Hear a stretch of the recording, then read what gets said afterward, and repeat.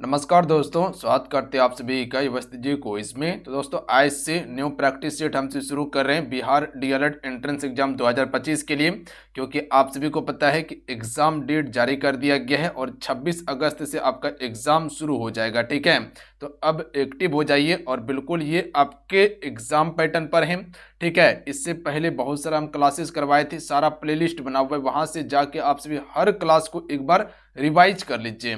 सबसे पहले इस क्लास को पूरा कीजिए आप सभी। अब जो है कि हम टू द पॉइंट चीजें कंप्लीट करेंगे और बिल्कुल सिलेबस के अनुसार और PYQ के तहत करेंगे। ठीक है, जो पिछले बार क्वेश्चन पूछा गया उसी के अनुसार हर चीज कंप्लीट आपको करवाएंगे अभी हम। ठीक है, तो सबसे पहले सेशन को लाइक कर लीजिएगा धैर्य पूर्वक। उसके बाद जो भी चैनल पे पहली बार आए ना, चैनल को जरूर सब्सक्राइब करके घंटी को प्रेस कर लीजिएगा ताकि जब भी क्लास हो नोटिफिकेशन आप सभी को प्राप्त हो जाए। तो चलिए शुरू करते हैं आज की सेशन को हम सभी। आइए आज का पहला क्वेश्चन देख लीजिएगा और ये सेक्शन जो है आपका विज्ञान का प्रैक्टिस सीट है, याद रखिएगा आप सभी। ठीक है, तो भूकंप के दौरान सतह पर पहुंचने वाली तरंगों को कौन सा उपकरण जो है कि मापता है। चलिए क्वेश्चन फर्स्ट का राइट आंसर कीजिएगा और क्वेश्चन फर्स्ट का आंसर हम सभी से नीचे कमेंट बॉक्स में चाहेंगे। इस क्वेश्चन का राइट आंसर क्या होगा, याद रखिएगा option number A right answer हो जाएगा। सिस्मोग्राफ से मापा जाता है। ध्यान दीजिएगा आप सभी। देखिए भूकंप तरंग जो होता है ये आपका 3 प्रकार का होता है। 3 प्रकार का कौन कौन सा हो जाएगा, तो पहला जो होगा आपका वो आपका पी वेव होगा, याद रखिएगा आप सभी। कौन सा, पी वेव। दूसरा होता है एस वेव होता है, याद रखिएगा एस वेव। और एक होता है आपका सतही तरंग होता है। ध्यान दीजिएगा आप सभी, सतही तरंगे होते हैं। तो कुल 3 होता है, बात समझे। चलिए अगला क्वेश्चन देखिए। क्वेश्चन में 2 का राइट आंसर कीजिएगा और इस क्वेश्चन का आंसर सभी से नीचे कमेंट बॉक्स में चाहेंगे। और देखिए ऐसा ही प्रश्न आपके पेपर में पूछा जाएगा। बहुत सारा हम PYQ आपको भी करवाए हैं, वो भी जाके देख लीजिएगा, सारा चैनल पे अवेलेबल है। ठीक है, प्लेलिस्ट बना दिए हैं। क्वेश्चन देखिए क्या है कि सबसे अधिक अभिक्रियाशील हाइड्रोजन कौन सा है। तो सबसे पहले तो ये पता होना चाहिए कि हाइड्रोजन ग्रुप कौन सा होता है। ग्रुप 17 वाला को हाइड्रोजन के नाम से जानते हैं। ठीक है, तो इसका राइट आंसर क्या हो जाएगा, फ्लोरीन हो जाएगा। ध्यान दीजिएगा और इसे एफ से दर्शाया जाता है। देखिए फ्लोरीन जो है ये विद्युत ऋणात्मक शक्ति सबसे अधिक होती है, बात समझे। चलिए अगला क्वेश्चन है कि निम्नलिखित में से कौन सा एक जल में घुलनशील विटामिन है।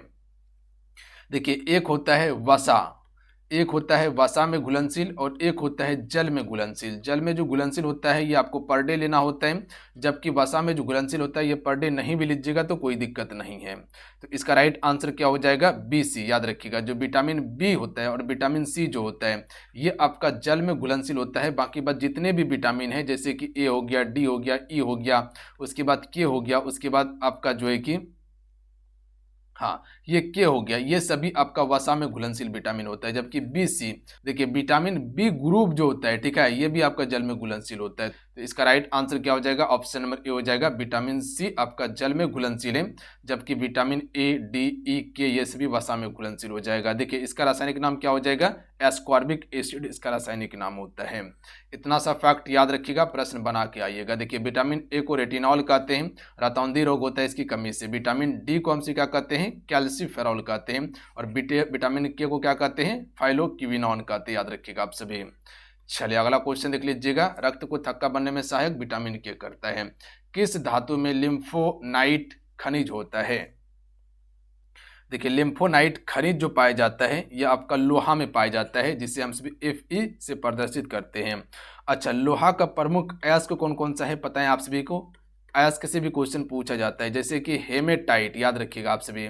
हेमेटाइट जो है ये लोहा का अयस्क है। प्लस में कह सकते हैं कि जो आपका मैग्नेटाइट है इसमें लोहा की मात्रा सबसे अधिक होता है मैग्नेटाइट में। उसके बाद हो जाएगा आपका लिमोनाइट, याद रखिएगा आप सभी। लिमोनाइट जो है ये भी आपका लोहा का अयस्क है। और आपका सीडेराइट जो है, सीडेराइट ये भी आपका लोहा का अयस्क है। ध्यान दीजिएगा आप सभी। तो इसका ऑप्शन में बी राइट आंसर होगा, बात समझिए। लोहा का उपयोग किसमें करते हैं, स्टील उद्योग में करते हैं।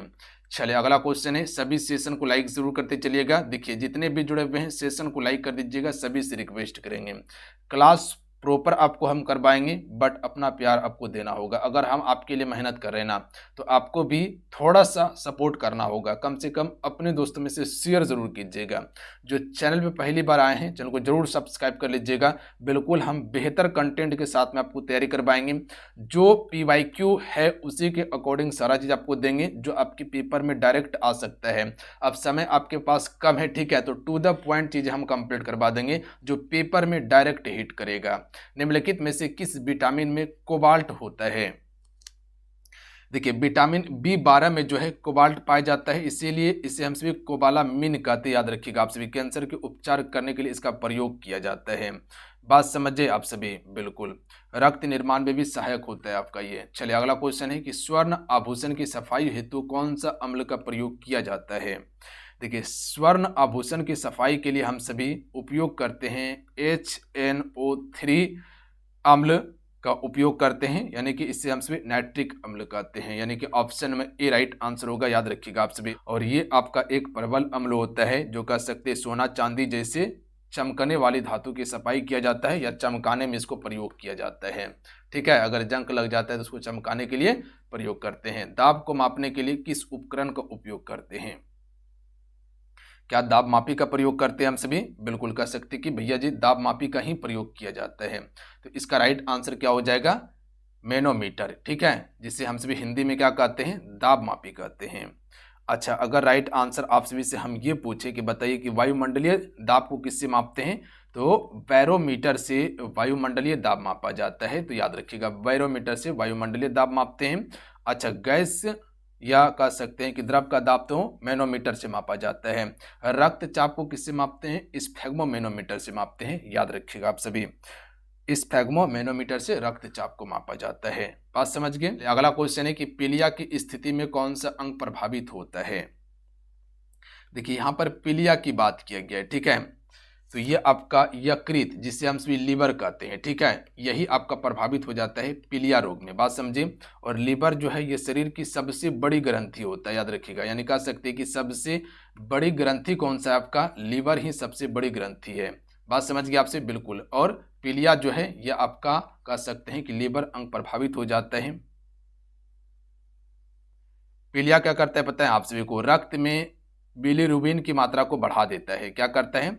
जो बिलीरुबिन होता है इसकी मात्रा को बढ़ाता है ये। और वो पीलिया रोग होने का कारण क्या है? हेपेटाइटिस वायरस हो जाएगा, गंदा पानी या शराब पीने से हो सकता है। चलिए अगला क्वेश्चन देख लीजिएगा। क्वेश्चन नंबर 9 है कि डैश एक साधारण उपकरण है जिसका उपयोग या तो विद्युत परिपथ को वियोजित करने या इसे पूर्ण करने के लिए किया जाता है। तो देखिए, यहाँ पर पूर्ण करने की बात किया गया है, वियोजित यानी कि तोड़ने के लिए और उसे जोड़ने के लिए। तो स्विच का प्रयोग करते हैं हम सभी। स्विच को ऑन कीजिएगा तो विद्युत जलेगा, यानी कि बल्ब जलेगा, और ऑफ कर दीजिएगा तो विद्युत क्या हो जाएगा? ऑफ हो जाएगा, यानी कि बल्ब ऑफ हो जाएगा। ठीक है, तो स्विच का काम क्या है? विद्युत धारा को नियंत्रित करने के लिए। याद रखिएगा आप सभी। चलिए अगला क्वेश्चन देख लीजिएगा कि किस माध्यम में ध्वनि सबसे तेज यात्रा करती है। देखिए, एक चीज समझिएगा आप सभी, ध्वनि की यहाँ पर बात किया गया है। तो ध्वनि सबसे ज्यादा जो है ठोस में गमन करती है। याद रखिएगा आप सभी। बात समझिए, ठोस में सबसे अधिक होगा, उसके बाद द्रव में हो जाएगा, उसके बाद गैस में होगा। एक क्वेश्चन पूछा जाता है कि बताइए हमको कि ध्वनि का चाल निर्वात में होता है या निर्वात में गमन करता है। तो निर्वात में ध्वनि नहीं गमन करता। निर्वात में प्रकाश की चाल अधिक होता है, जबकि प्रकाश का चाल ठोस में कम होता है या नहीं के बराबर होता है। चलिए, इसका राइट आंसर क्या हो जाता? तो ध्यान दीजिएगा, इस्पात इसका राइट आंसर होता है, क्योंकि इस्पात ठोस होता है। चलिए अगला है कि Sb किसका प्रतीक है। देखिए, यहाँ पर Sb की बात किया गया है, तो राइट आंसर क्या हो जाएगा? एंटीमनी का हो जाएगा। याद रखिएगा आप सभी, एंटीमनी का करेक्ट आंसर होगा। और एंटीमनी का परमाणु क्रमांक कितना होता है? तो परमाणु क्रमांक इसका 51 होता है, और ये आपका एक उपधातु है एंटीमनी। याद रखिएगा आप सभी, एंटीमनी क्या है? ये आपका एक उपधातु है। बात समझ गए आप सभी। चलिए अगला क्वेश्चन है 12 नंबर है, इसको आप स्टार मार्क याद रखिएगा कि लाल रंग, ठीक है, लाल रंग का उपयोग खतरे के संकेत के रूप में किया जाता है, क्योंकि आप सभी को पता है कि लाल रंग का उपयोग क्यों करते हैं? क्योंकि लाल रंग का तरंगदैर्घ्य सबसे अधिक होता है और परिकिरणन कम होता है, जबकि बैगनी का परिकिरणन अधिक होता है, तरंगदैर्घ्य कम होता है। तो देखिए, जिसका तरंगदैर्घ्य अधिक होगा ना, वो आपको दूर से भी दिखाई देगा, इसीलिए खतरे में लाल रंग का उपयोग किया जाता है। इसका राइट आंसर ऑप्शन में भी हो जाएगा, सिर्फ उल्टा के ऑप्शन दिया गया है। लाल प्रकाश हवा के अनुभव द्वारा कम से कम परिकिरणित होता है, ठीक है, इसका परिकिरणन कम होता है, जबकि तरंगदैर्घ्य अधिक होता है, इसीलिए इसका प्रयोग करते हैं। परिकिरणन अधिक किसका होता है? बैंगनी रंग का। चलिए अगला है कि लेंस की क्षमता किसमें मापी जाती है? तो लेंस की क्षमता को डायोप्टर से मापते हैं, ऑप्शन में ए राइट आंसर हो जाएगा। देखिए अगर अवतल लेंस की बात किया जाए, अवतल लेंस जो होता है इसका क्षमता की बात किया जाए तो क्षमता क्या होता है इसका पता है आप सभी को। इसका क्षमता जो होता है वो आपका ऋणात्मक होता है। जबकि उत्तल लेंस की बात किया जाए, ठीक है, उत्तल लेंस की अगर बात किया जाए तो इसका क्षमता क्या होता है? धनात्मक होता है। तो ये याद रखिएगा आप सभी। चलिए अगला क्वेश्चन है कि ऑयल ऑफ विट्रियोल जिसे गंधक का अम्ल कहा जाता है, इसका रासायनिक नाम क्या है? तो इसका रासायनिक नाम होता है सल्फ्यूरिक अम्ल होता है, ठीक है। क्या होता है? सल्फ्यूरिक अम्ल।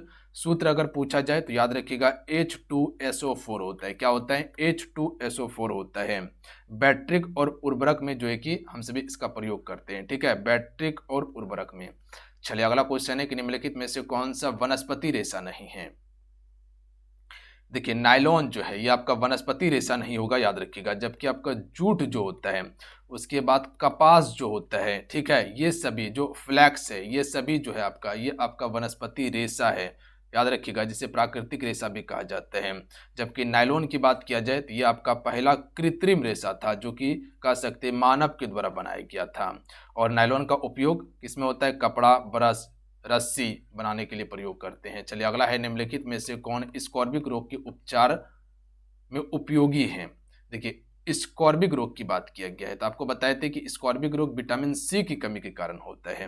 तो आंवला इसका राइट आंसर होगा। जो भी खट्टे पदार्थ होता है वो विटामिन सी का सबसे अच्छा स्रोत माना जाता है। जैसे कि आंवला हो गया, ठीक है, आंवला हो गया, उसके बाद आपका संतरा हो गया, उसके बाद आपका नींबू हो गया, ये सभी आपका विटामिन सी का अच्छा स्रोत है। और इसमें क्या होता है? मसूड़े से खून निकलता है, या कह सकते कि हड्डी में कमजोरी भी आ जाता है आपका विटामिन सी की कमी से। जो आपका मुंह दुर्गंध मारता है ना, वो विटामिन सी की कमी से मारता है। निम्नलिखित समुच्चयों में से कौन सबसे अच्छा विद्युत रोधी है? इसका राइट आंसर क्या हो जाएगा? रबड़ हो जाएगा, कांच हो जाएगा, प्लास्टिक हो जाएगा, एबोनाइट हो जाएगा, कपास हो जाएगा, क्वार्टज हो जाएगा। ये सभी जो है आपका विद्युत का क्या है? रोधी है, याद रखिएगा, यानी कि विद्युत का चालकता नहीं है। देखिए विद्युत का सबसे अच्छा चालक क्या होता है? चांदी होता है, याद रखिएगा आप सभी बात समझे। जैसे कि लोहा हो गया, चांदी हो गया, सोना हो गया, ये सभी आपका विद्युत का चालक होता है। अगला है कि प्रकाश सबसे तेज गमन करता है। तो देखिए अभी आपको बताए थे ना कि प्रकाश सबसे ज्यादा तेज गमन जो करेगा वो आपका निर्वात में करेगा, ठीक है। क्या प्रकाश ठोस में गमन कर सकता है? नहीं। जो एक पत्थर धरा हुआ है, इस पत्थर पे आप लाइट मारिएगा तो क्या पत्थर कि इस पार से इस पार लाइट आ जाएगा? नहीं आएगा। तो ठोस में गमन नहीं करता है, बात समझे। निर्वात में प्रकाश का चाल सबसे अधिक होता है, और कितना होता है? तो 3 × 10⁸ मीटर प्रति सेकेंड, याद रखिएगा आप सभी, बात समझे। चलिए अगला है निम्नलिखित में से कौन सा जीवाश्म ईंधन है? देखिए जीवाश्म ईंधन क्या होता है? कह सकते हैं कि जो लाखों वर्ष पहले जीव जंतुओं के दब जाने के बाद जो ईंधन बना है उसी को जीवाश्म ईंधन कहा जाता है। जैसे कोयला, पेट्रोलियम, प्राकृतिक गैस, ये सभी आपका जीवाश्म ईंधन है, ठीक है। तो इसमें जीवाश्म ईंधन कौन सा है? तो राइट आंसर क्या होगा? इनमें से कोई भी नहीं होगा, याद रखिएगा। देखिए जीवाश्म ईंधन में बताएं कि आपका कोयला, पेट्रोलियम, प्राकृतिक गैस हो जाएगा, जबकि लकड़ी, पवन ऊर्जा और ये यूरेनियम, ये सभी जीवाश्म ईंधन नहीं है। क्या लकड़ी कैसे बना है? पेड़ से बना है, ना कि कुछ लाखों साल पहले जमीन में दब जाने के बाद बना है नहीं। ये सभी आपका जीवाश्म ईंधन नहीं है। चलिए अगला है कि निम्नलिखित में से कौन सा तत्व उपधातु है? देखिए उपधातु के बारे में पूछा गया है तो आपसे हमको बता सकते हैं कि उपधातु कौन कौन सा है। एक धातु होता है, एक उपधातु होता है, और ठीक है, और एक अधातु होता है। तो देखिए जो धातु और अधातु दोनों का काम करता है उसी को उपधातु कहते हैं हम सभी। तो यहाँ आर्सेनिक हो जाएगा, ठीक है, जिसे हम सभी AS से प्रदर्शित करते हैं। इसका नाम क्या है? आर्सेनिक नाम है, ये आपका एक उपधातु होता है। चलिए आपसे बताइएगा कि उपधातु कौन कौन सा है, बता सकते हैं हमको नीचे कमेंट बॉक्स में, सभी से आंसर चाहेंगे। बहुत उच्च तापमान को मापने के लिए इस्तेमाल किए जाने वाला उपकरण कौन सा है? तो राइट आंसर होगा पायरोमीटर। याद रखिएगा 20,000 डिग्री सेल्सियस से अधिक तापमान को हम माप सकते हैं पायरोमीटर से। तो ऑप्शन में ए राइट आंसर होगा।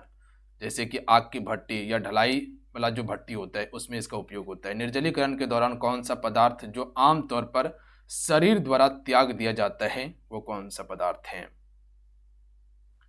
तो निर्जलीकरण में शरीर से कौन सा पदार्थ को अधिक मात्रा में निकालता है? तो ये राइट आंसर हो जाएगा सोडियम क्लोराइड। ध्यान दीजिएगा आप सभी, इसका सूत्र क्या होता है? NaCl होता है। याद रखिएगा आप सभी, क्या होता है? NaCl होता है। और निर्जलीकरण में पानी और इलेक्ट्रोलाइटिस की कमी होती है। ध्यान दीजिएगा आप सभी। चलिए अगला क्वेश्चन देख लीजिएगा कि दर्पण द्वारा प्रकाश की दिशा में परावर्तन डैश कहलाता है।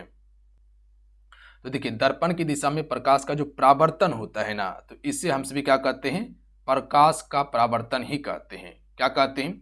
प्रकाश का परावर्तन ही कहते हैं। Option number C right answer होगा। परावर्तन क्या होता है? जब प्रकाश सतह से टकराकर लौटता है। मान लीजिए कि एक यहाँ पर कोई भी पदार्थ था या चमकीला पदार्थ था, यहाँ पर प्रकाश आया, इस पे टकराया, फिर उसी दिशा में रिटर्न हो गया, यानी कि जिस दिशा से आया था टकरा के उसी दिशा में रिटर्न हो गया। इसी को हम क्या कहते हैं? प्रकाश का परावर्तन कहते हैं। याद रखिएगा आप सभी। अगला क्वेश्चन है कि कंडरा के अस्थि विकास के द्वारा बनने वाली अस्थियों को क्या कहा जाता है? तो इसे हम सभी किस नाम से जानते हैं? कंडरा अस्थि के नाम से जानते हैं। याद रखिएगा आप सभी, क्या कहते हैं? कंडरा अस्थि ही कहते हैं।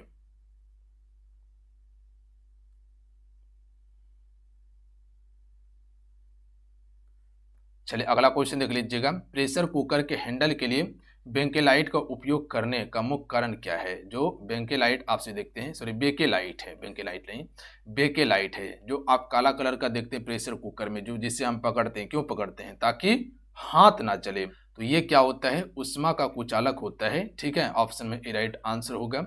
चलिए अगला है कि प्रति इकाई समय में पूर्ण दोलन की संख्या को डैश कहा जाता है।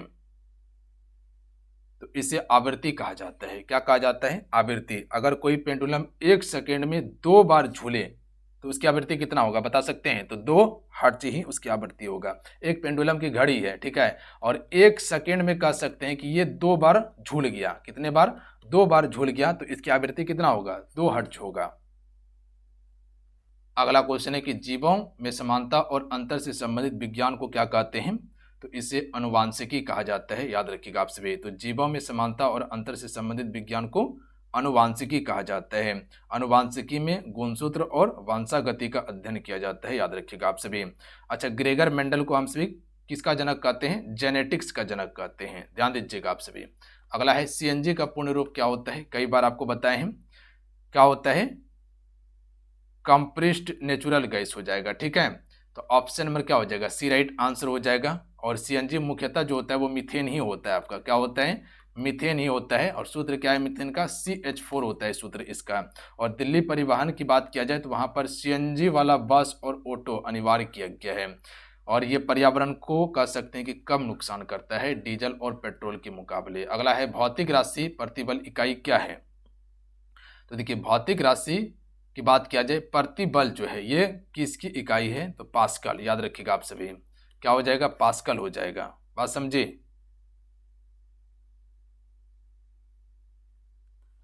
चलिए अगला क्वेश्चन है कि दूषित भोजन खाने से क्या होगा?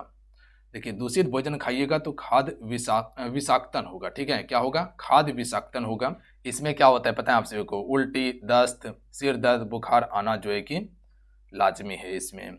और रोकथाम करने के लिए स्वच्छ भोजन और पानी का सेवन करना चाहिए। चलिए देखिए अगला क्वेश्चन देखिए, जिसका आंसर आपको नीचे कमेंट करके बताना है। आपके लिए है, निम्नलिखित में से कौन सा धातु नहीं है? ठीक है, इनमें से बताइए कि कौन सा धातु नहीं है। और यही पूछे थे ना कि बताइए कि कौन सा अधातु है, कौन कौन सा अधातु है, उसका नीचे कमेंट करके आंसर करने के लिए आपको बोले थे। चलिए इस क्वेश्चन का आंसर आपसे कर दीजिएगा। ठीक है, 4 ऑप्शन आपके स्क्रीन पे दिया हुआ है। 4 ऑप्शन में आपको अपना आंसर नीचे कमेंट करके बताना है। तो चलिए आज कितना ही, आज की सेशन में पूरा 30 क्वेश्चन आपको कंप्लीट करवाए। साइंस का जो अति महत्वपूर्ण प्रश्न था और प्रॉपर आपका क्लास शुरू हो गया है। तो अब आप एक्टिव होकर तैयारी कीजिए आप सभी, क्योंकि फ्रेंड्स समय आपके पास बहुत कम है और कम समय में बहुत सारा चीज़ आपको रिवीजन करना है। ठीक है, क्योंकि बहुत सारे बच्चे तैयारी छोड़ दिए थे तो अब क्या करना है, तैयारी करना है। बाकी बात आप सभी अगर मिशन मोड में चीज़ें रिवाइज करना चाहते हैं तो एप्लीकेशन पे हर चीज़ अवेलेबल है, जाके ज्वाइन कर लीजिएगा। फी भी कम लग रहा है, तो आप सभी उसको फास्ट में रिवाइज कर लीजिए, बहुत सारा चीज़ आपका कंप्लीट हो जाएगा। ठीक है, एप्लीकेशन का लिंक डिस्क्रिप्शन में और कमेंट बॉक्स में दे दिए हैं, तो जाइए ज्वाइन कीजिए। आप सभी मिलते हैं। जय हिंद, वंदे मातरम। ध्यान रखिएगा, पढ़ाई करते रहिएगा, जाते जाते सेशन को लाइक करके शेयर कर दीजिएगा। आप सभी मिलेंगे जल्द ही नेक्स्ट क्लास में। जय हिंद, वंदे मातरम।